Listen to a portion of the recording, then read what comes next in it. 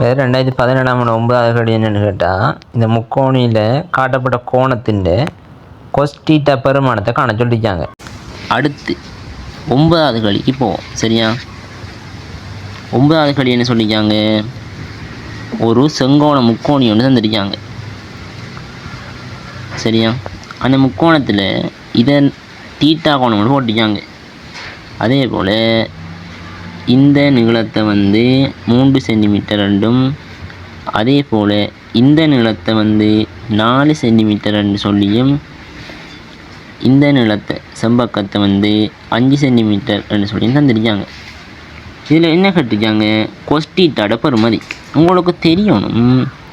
கொஸ்டீட்டாண்டா என்ன? அயற்பக்கத்தின் கீழே என்ன? செம்பக்கம். அப்போ இந்த கோணம் தானே, இந்த கோணத்துக்கு நேரே இருக்கிறது என்ன?